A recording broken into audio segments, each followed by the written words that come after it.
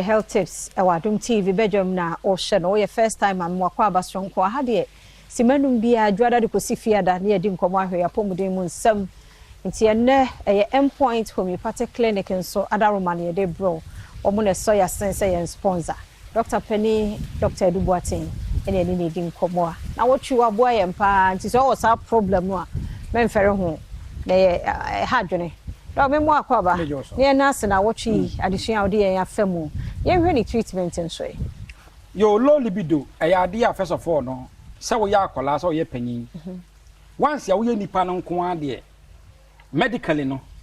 ebia wonyini dum pempen so obi a ebetima ba fom kakra ebia nka first no wona wo yede kwa hia utimi ko ba mienu ana miensa enna ebia wanyini but at least wo ba akode or say etimi ba because ade a ka nipa da seni ho eti there is no point ya wo wiase a ebe ya normal say at that stage no ni kwa so nya atenka there be nyagopon born in such a way say atenka no so de ko wuom okay eda wo be wuo no watenka is easy so what wo no watenka sizi a there is something wrong with it. There is something wrong with it. Now, there's something wrong with it, no. Obeka which maka say, oh media me yire kurawu. Mi kuna wu nti me de me ni atenka na nka hwe. E bia na yade bi ena de sa atenka no, amo atenka na ateko. Yade no enka se bia atenka wu nya atenka no nche se yesefa ko ene oba nkoda wu. Nya ne control wo ye nipa. Enye tam e pese ne yire mu ye kwa ya wale ne tam e pese ne yire mu hia ena de bia ene mu hia. There are times when no bani here bibinti. Now with me no bani here. It we nipa. You have sometimes you feel for it, but you have to be able to control it. At every point in time. Na e bia na wo de na yade bi na e cause here. Bia na diabetes na this how de neighbor. E bia na wo nerves na e break it down. E bet me the stroke about besuo. E bia na wo akoma yade e. Eni ntina watenka e kofo. E bia na wo hormones no na de watenka. Wo ye oba wadu menopause. We ye bema wadu andropause umfie ni kwa animu na de watenka no de eba fom atenka na sase eba fom na won hwe no hun complications bebre wa because any part of say dey say tia say say atenka ye nya ene odo a ye ne ma ene oba ne be ma hia ene won ko ne ba no e wo benefit one day you just say peke the benefit of love making you will be a friend say oxytocin oxytocin oba ne be ma hia atenka ye nya no emma enenti na obon se the more obini ene na ma obon se be ma na oba wo o se bia oyi chop money anaso obenya mercy obenya atenka bi obenya atenka sonko bi dia ma oba emma wonya sa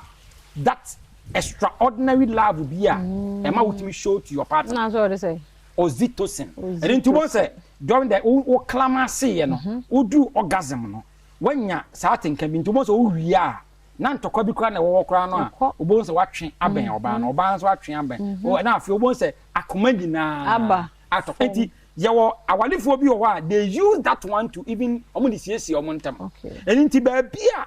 se bi atenka wo soro oba atenka wo soro be ma atenka wo soro a ntokwa omo nko nche aburo so awa week wonim se oba we ho wo kasa bebrebe yin na wo de hwene ben no na atenka ne ngosoro na bibinsi na oxytocin ni mra wokoye dai wokoye eduwie no a edi dan no ade a we ntie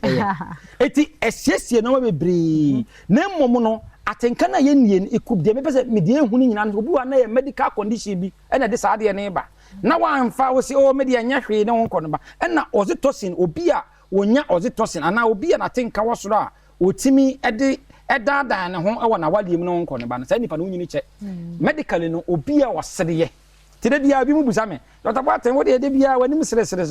eno no mahunu se de wonwene adwene bia na watenka woso ne nko ne ba no wo ma wutimi nyini che aging obi de bia wo wa squeeze bonyo wo ba wutimi za vem a wonya eyinye no enchantu na ma bebre bo se ni kunu wu ye no a within a short time abo se wo ba abrewa ni kunu tiase obi me endpoint obi wo 80 years o mu anu ni kunu omo tifie omo nyina ya pensioner omo titifie a na omo didi nkoma ya de bebre fi se ada age no kra omo nya sa anu no obo wan se pa what 80 years na onyini da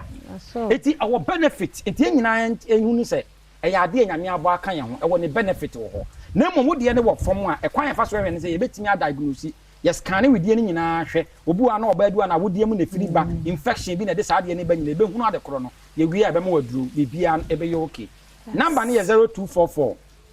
86 70 68 0244